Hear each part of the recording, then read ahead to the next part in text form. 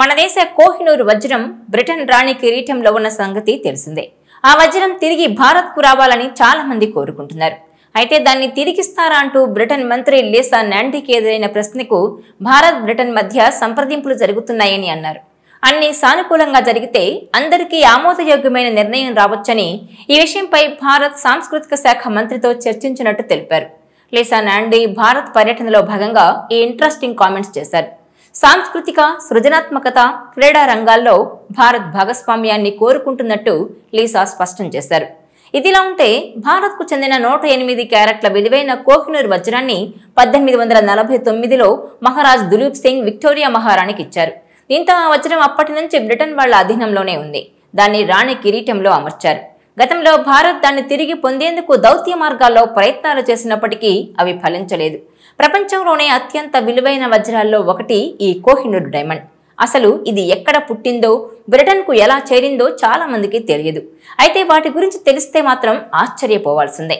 ఎందుకంటే ఎక్కడెక్కడో తిరిగి ఎన్నో చేతులు మారిన కోహినూర్ వజ్రం నిజానికి మన తెలుగింటి వజ్రం. ఆంధ్రప్రదేశ్లో పుట్టిన అద్భుత వజ్రం కోహినూర్. అవును, కోహినూర్ డైమండ్ 800 ఏళ్ల క్రితం గుంటూరు జిల్లాలోని గోల్కొండ గనుల్లో పుట్టింది. కాకతీయ రాజుల కాలంలో గుంటూరు జిల్లా, ప్రస్తుత పల్నాడు జిల్లా బెల్లంకొండ మండలం కోళ్లూరు గనుల తవ్వకాల్లో బయటపడింది. 186 క్యారెట్ల అద్భుత కాంతులతో చారిత్రక వజ్రంగా చరిత్ర పుటల్లో నిలిచిపోయింది. కాకతీయ రాజుల కాలంలో గోల్కొండ గనుల తవ్వకాల్లో బయటపడిన 186 క్యారెట్ల కోహినూర్ వజ్రం కాకతీయ రాజుల సొంతం. కాకతీయ రాజులే కోహినూర్ అసలు యజమానులు. ఆ కాకతీయ రాజులే కోహినూర్ వజ్రాన్ని తమ కులదైవం వరంగల్ భద్రకాళి అమ్మవారి ఎడమ కంటిలో ఉంచారు. అయితే అమ్మవారి కంటి దీవెనగా నిలిచిన కోహినూర్ వజ్రం ఆ తర్వాత ఎన్నో చేతులు మారింది. ఎక్కడెక్కడికో వెళ్లిపోయింది. ఎందరో రాజులు, చక్రవర్తుల చేతులు మారిపోయింది. కాకతీయుల రాజుల నుంచి ఢిల్లీ సుల్తాన్ అలావుద్దీన్ ఖిల్జీ చేతుల్లోకి వెళ్ళింది. కాకతీయ సామ్రాజ్యంపై 14వ శతాబ్దిలో ఖిల్జీ దండయాత్ర చేసి కాకతీయ సామ్రాజ్యాన్ని స్వాధీనం చేసుకున్నాడు. కోహినూర్ వజ్రాన్ని సొంతం చేసుకున్నాడు. ఇక ఆ తర్వాత అలా ఒకరి చేతిలో నుంచి మరొకరి చేతిలోకి మారుతూ చివరకు మొఘల్ చక్రవర్తి బాబర్ చేతికి చేరింది. అయితే 1739లో మొఘల్ చక్రవర్తి మహమ్మద్ షాను ఓడించి ఢిల్లీని స్వాధీనం చేసుకున్న పర్షియన్ రాజు నాదిర్ షా పోతూ పోతూ కోహినూర్ వజ్రాన్ని పర్షియాకు పట్టుకెళ్లారు.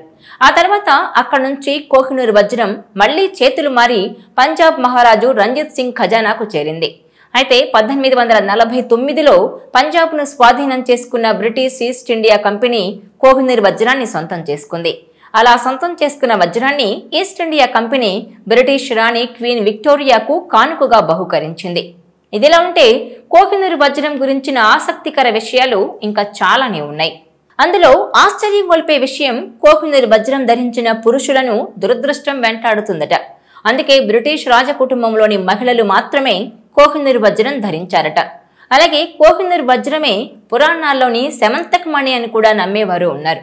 ఇంతటి అద్భుతమైన మన కోహినూర్ వజ్రం అన్ని సానుకూలంగా జరిగితే అందరికీ ఆమోదయోగ్యమైన నిర్ణయం రావచ్చని తెలిపారు బ్రిటన్ మంత్రి లీసా నాండీ. ఈ వీడియో మీకు నచ్చినట్లయితే please share, like and subscribe.